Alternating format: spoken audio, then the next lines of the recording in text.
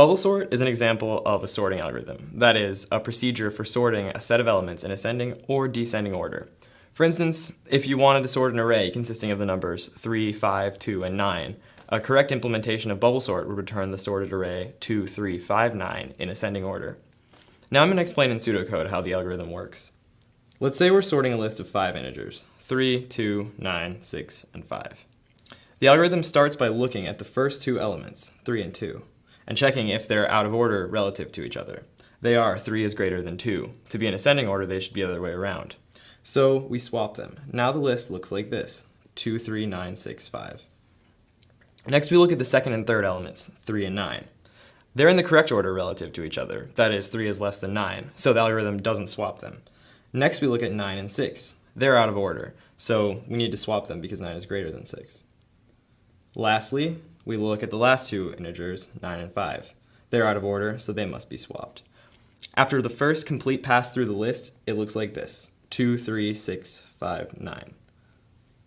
Not bad. It's almost sorted, but we need to run through the list again to get it completely sorted. 2 is less than 3, so we don't swap them. 3 is less than 6, so we don't swap them. 6 is greater than 5, we swap. 6 is less than 9, we don't swap. After the second pass through, it looks like this, 2, 3, 5, 6, 9. Perfect. Now let's write it in pseudocode.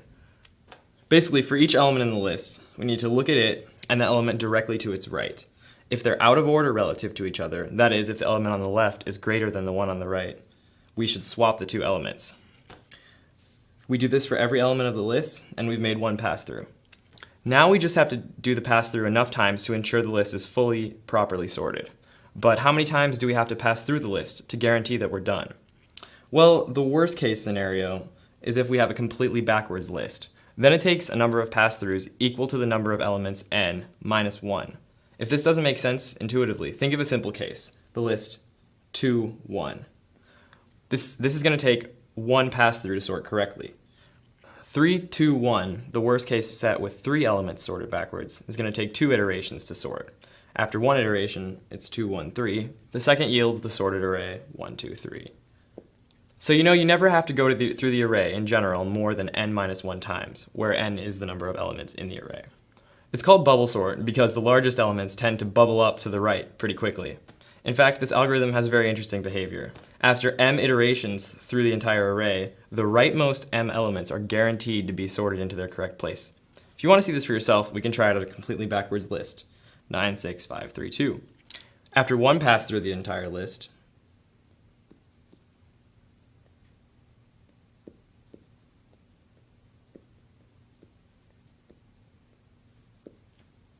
the rightmost element, 9, is in its proper place. After the second pass through, the 6 will have bubbled up to the second rightmost place.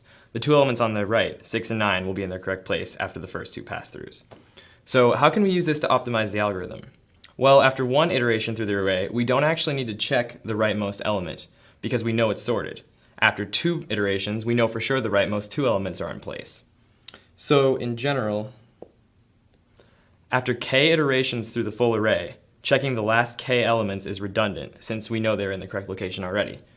So if you're sorting an array of n elements, on the first iteration, you'll have to sort all the elements, the first n minus 0.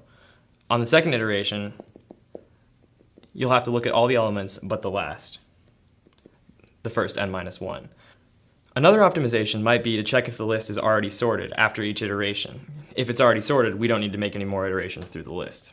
How can we do this? Well, if we don't make any swaps on a pass-through of the list, it's clear that the list was already sorted because we didn't swap anything, so we definitely don't have to sort again. Perhaps you could initialize a flag variable called notSorted to false and change it to true if you have to swap any elements on one iteration through the array. Or similarly, make a counter to count how many swaps you make on any given iteration. At the end of an iteration, if you didn't swap any of the elements, you know the list is already sorted and you're done. Bubble sort, like other sorting algorithms, can be tweaked to work for any elements which have an ordering method. That is, given 2 elements, you have a way to say if the first one is greater than, equal to, or less than the second. For instance, you could sort letters of the alphabet by saying that A is less than B is less than C, etc.